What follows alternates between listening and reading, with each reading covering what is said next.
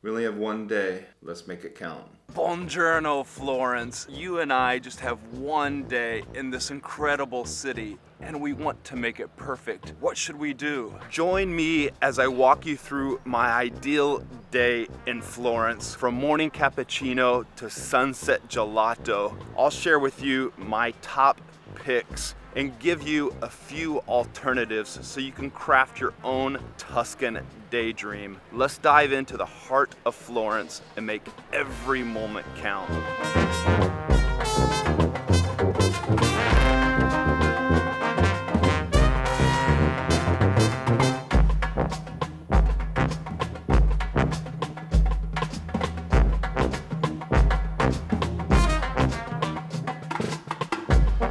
Starting your day here at Cafe Geli for me is the perfect way. This place got established in 1733, moved around a couple different times here in Florence, but in 1917, here it found its home. And all along, it's always pumped out the coffees and the pastries.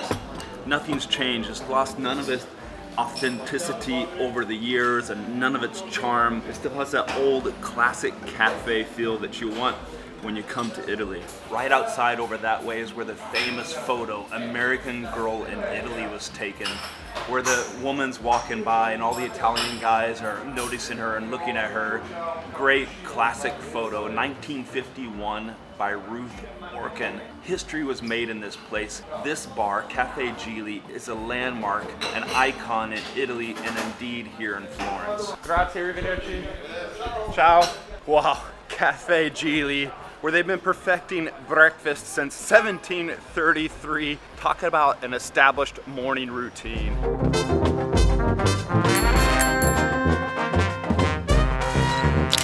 Okay, you've had your breakfast. Now I suggest you get down here and not only see the Duomo, but get up inside the cupola. Stick with me, I'll explain how much it costs, how you do it, and when you should do it. The church itself is called Santa Maria del Fiore. I think it got established, built around the 1200s or 1300s, but it wasn't until the 1400s where the cherry was put on top of the cake, and Filippo Brunelleschi was commissioned for the design of that cupola we see back there. In the 1400s, he had his design and he went about building the dome, the cupola that we see today, that makes this one of the iconic landmarks of Florence, along with Ponte Vecchio.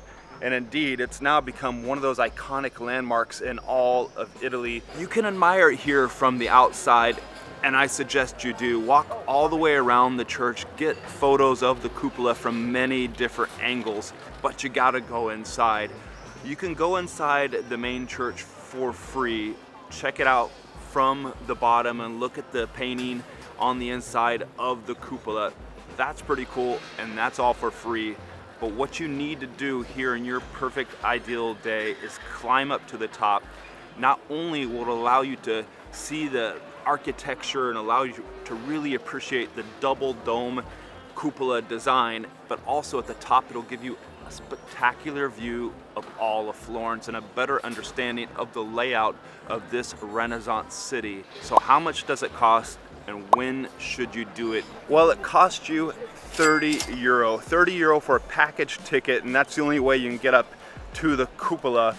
In that package ticket, you also get a ticket that allows you to go up into the tower here. That's Giotto's tower, and that gives you a good view of the Duomo and all of Florence as well. But in our ideal day, I suggest you just keep it to the cupola, the Duomo climb. With the ticket, you also get into some nearby museums, but none of that matters. It costs 30 euro, and when you should do it is early in the morning as possible. The earliest time you can get in is 8:15 a.m. So you need to book about a month or 2 months out, month at minimum, and then you try to get that early time. Earlier the better. That means there's less crowds. So in your ideal day, get that early breakfast beforehand and then get over here to the Duomo and climb up into it. I reckon it's gonna take you about 2 hours to complete the climb up, all the photos at the top, viewing all of Florence and getting back down, but it's well worth it.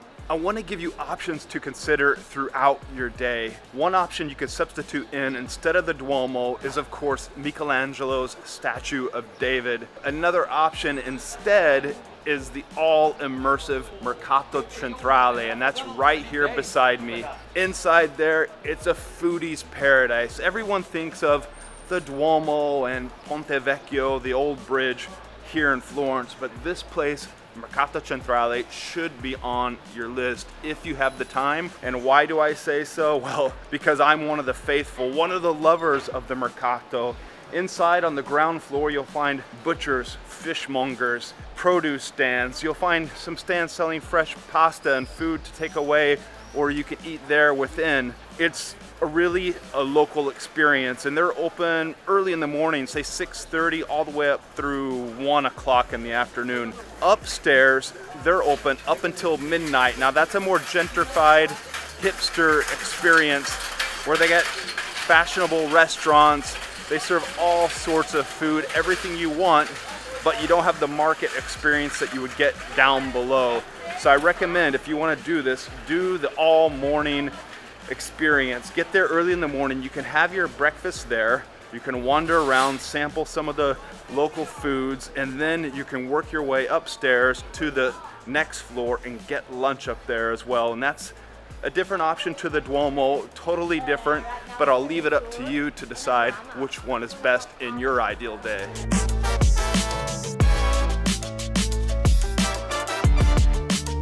Okay, what I recommend after a day of sightseeing is something easy, a good old Florentine sandwich. Ciao, posso avere un panino con lampredotto? Oh, so this is not just any sandwich, but a tradition in Florence. And for lunch, you gotta get this. This is lampredotto, the fourth and final stomach of a cow. Now don't be put off. This is delicious. Delicioso. Delizioso. The owner here, his great-granddad started this stall. It dates back to 1893. And when you bite into this cow stomach, you're wondering why is it so flavorful? Because it's slow roasted in a broth of carrots, onions, tomatoes, and celery for hours. Then they hollow out this bun right here, slap it on the bun with some green sauce, and it's Florentine greatness. And I hear you saying, Gregor, why am I eating cow's stomach? Well, you must do so. It's like eating a bistecca fiorentina or the pasta with boar sauce when you're here in Florence. It's one of those must when you're here in this town. Now traditionally, back in the days, back in the 1400s and so, the innards, the stomachs, the intestines, the tripa, that was a thing of peasants. Why was it a thing of the peasants? Well, that was the last cuts of meat, and they would sell those off at a lower price. Now it's become fashionable and a thing that people seek out, and a great way to have an easy lunch on the go, and it makes for perfect street food. You can find it in some of the restaurants, but the best way to get lampredotto here in Florence is on the go, served up on a bun. Grazie, è stato buonissimo. Ciao. Ciao, ciao, grazie. Well, I'm all about giving you options today, and if you can't stomach the lampredotto, then go for the schiacciata over on Via dei Neri, over that way at Antico Vinaio. It's one of the institutions as well here in Florence. Look at this, if you come over here, make sure you do rub the boar's nose or stout there. I do recommend you get in on that lampredotto because it's a classic, one of those must here in Florence, and at €5, it's a heck of a bargain. Okay, we've made it. Right here is one of Florence's biggest squares or piazzas, Piazza della Signoria. Behind me over my left shoulder is Palazzo Vecchio, the old palace, and right over there, tucked in between that building and another building, is the Uffizi Art Gallery. And that's where I propose you spend your afternoon, around 2 or 3 hours, probably 2. If you don't want to be in the art gallery for 2 hours, well, stick with me. I'll give you some alternatives.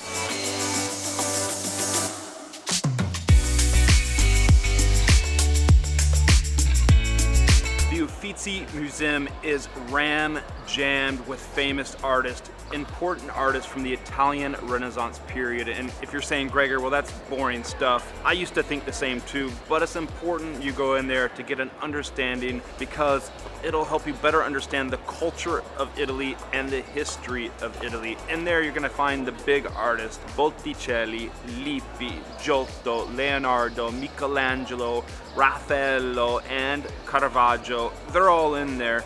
I made another video that explains to you how you can go in there and pinpoint those important pieces like the Primavera, the Birth of Venus, and Madonna of the Goldfinch. It's the express tour of the Uffizi Gallery. Check it out. There, it guides you through this big, monstrous museum, so you can get in and out of there in about 2 hours time. The price on this, well, €30 about. You go on the website B Ticket and buy your tickets there. Earlier or the better is better. So if you can get in there right at 8:15 when it opens, the same time as when the Duomo opens, that's the best. Or go late at night, say at 6 p.m. right before they close at 6:30, maybe 5:30 p.m. before they close at 6:30 p.m. Now this video is all about options, and I'll give you a couple of options if you don't want to spend time in the Uffizi Art Gallery. One option is go see the Statue of David if you haven't already done so. The hours for the Statue of David are the same as here at the Uffizi Gallery, 8:15 to 6:30.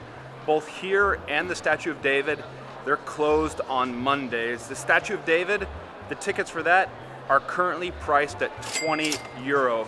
You go to the same website to get those, B Ticket, the letter B Ticket. The other option, well, hold on, I'll get to the other option. But for me, the Uffizi Art Gallery, it would really round out a perfect day here in Florence. You would see more masterpieces in 1 hour than most people see in a lifetime. Okay, here is the other alternative to the Uffizi Museum. If you don't go there, and if you don't want to see David, you come here. Now this is pretty cool. This is Palazzo Pitti, just on the south side of Ponte Vecchio, the old bridge. Here you can see how the Medici family lived. You can tour the palazzo. That'll take maybe 30 minutes to 1 hour. And then what's really cool is behind, with the same entry fee, I think, but you might need to combine those entry fees and pay a little bit more. You can enter into the Boboli Gardens, and it's this massive garden that spans from here, Palazzo Pitti, all the way up to Porta Romana. That's where I live. You can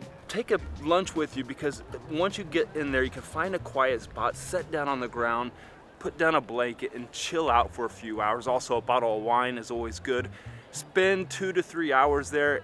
You'll be happy. Now you've survived all the museums and you're ready to get off and get some food, some Italian pasta or a bistecca fiorentina in your system. Stick with me, I'll show you where to do that here in Florence. But before you head off to eat, you gotta get up here and get your photo of Ponte Vecchio. You could go over to Ponte Vecchio, walk around and explore it, but for me, the best way to do it is get up here on Ponte Trinità. This is the adjacent bridge to the west, so the sun's setting over that way. We have photos out this way. We have a newlywed couple right here getting their wedding shots. It's the perfect place to get your photos on the bridge. I've been here with my sister, with my mother, with friends, always standing over here getting a shot with Ponte Vecchio in the background. Now Ponte Vecchio, they call it Ponte Vecchio, the old bridge, because it was the only bridge that survived World War II. That bridge surviving all these years and still looking so beautiful in the photos. Now that's resilience. Now there are a couple of different plans of attack. If you want to have Italian motorbike, if you want to have your photo taken here with Ponte Vecchio in the background, come down in the morning, which is where we began the day here today. There are definitely less people here around 8 o'clock in the morning. However, the sun is working against you, because in the morning the sun's over that way. But if you position yourself just right, or if it's early enough, you're gonna get some fabulous shots of Ponte Vecchio in the background, and no one is around here to bother you in your photos. The other option is to do what we're doing now. Come down here as the sun is setting, sit up here on the side of the bridge and snap away. Get those winning photos that you can cherish forever. You might need to fight the crowds, but for me, I think that adds to all the atmosphere. And plus you can interact, mingle with some of the other people, see the newlyweds get their wedding photos, and just enjoy the sun going down on another day.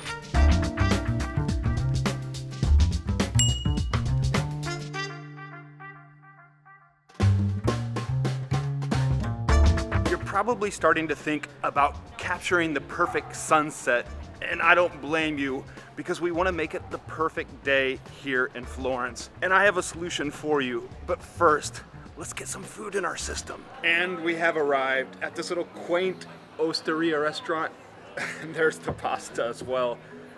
Grazie. I'll get to some other alternatives for dining, but I think this pasta is the one you got to have when you're in Tuscany, and indeed in Florence. This is pappardelle al cinghiale, flat noodles with wild boar sauce.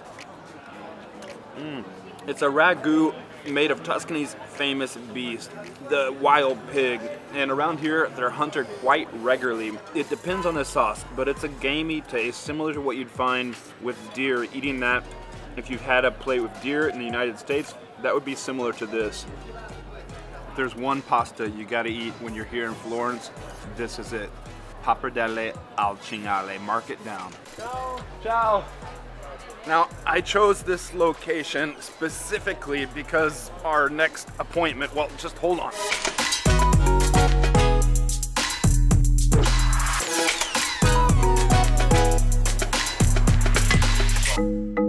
We've had a day of views at the top of the cathedral, Ponte Vecchio, and now we've arrived to Piazzale Michelangelo, and what I think, and I think you'll agree, is one of the best views of Florence. This is where your Instagram game will go through the roof. This massive square at the top of the hill here was designed for, you guessed it, Michelangelo. Poggi designed it in the late 1800s, around 1870 or so. Here behind me you see the bronze statue of David, the bronze copy. Well, they drugged that up here apparently by 9 pairs of oxen back in 1870 to dedicate this piazza to Michelangelo, and they did a good job. This is kind of a design to put the foot on the ground and say Florence is the capital now, which it didn't remain for very long, the capital. It moved to Rome. You're guaranteed to find a party atmosphere up here. Maybe not like it is tonight, but almost every night there's something happening up here. And you can squeeze in here on the steps, which provides a perfect spot to relax, and also a view out that way of the River Arno. Ponte Vecchio. Up to the side we have Forte Belvedere. Off that way we have Santa Croce. And right in the center, what we're capturing here, well, it's the heart of the city, the heart of everything that we've explored today. It's Florence. Now forget those stairs for a minute and forget the edge up there. To find the best view, it's either on that ramp going up or this little square right here, just a step below the main square where there's a cafe, the best view right out this way. You remember I said I'd give you a couple of food options. Well, first, if you're gonna have pappardelle al cinghiale, which I highly recommend you do, time it right so you can get up here and see the sunset. If it's the summertime, like it is now, you have time to have your pasta and then get up here. I had pasta right down here in San Nicolo. It's this little neighborhood at the foothill of this Piazzale Michelangelo. Or if it's the winter time, you want to come up here and see the sunset before you rush off to have your pasta dinner. That way you make sure you got a good sunset shot, and then you can go have dinner con calma, just relaxed. That way also you could dig into a big steak and just relax, drink a lot of wine, and not be rushed. If you do want to have steak and skip Piazzale Michelangelo, steak instead of the pasta al cinghiale, I recommend you go to Trattoria Mario. There you can dig into a steak and skip this bit here, because the bistecca alla fiorentina, well, that's another one of those famous dishes for here in Florence. But I think the perfect ideal day is having that pasta al cinghiale and then getting up here and seeing the sunset. Or Or remember, I said I'd give you a couple of options. The other option, and one you may find more appealing, is getting a takeaway pizza down there from San Nicolo, the neighborhood. Before you come up here, you'll follow everybody else with their pizza to go boxes and pop into a store, grab a bottle of wine, make sure you get a wine opener, and get up here in time to grab a spot on these steps with all these other sunset lovers so you can watch the sunset on a beautiful day in Florence, pizza in hand. If you want a more chilled out place to hang out, go to the church back over there over my shoulder, San Miniato. You can climb up the steps, sit up there, and get a different view of Florence off that way. Now, if you think this is the perfect ending to the perfect day in Florence, just you wait, I got more for you. First, I want to let you know, if you're feeling overwhelmed, I can understand, because it's a lot to take in. And when I go to a new city, sometimes I'm overwhelmed as well.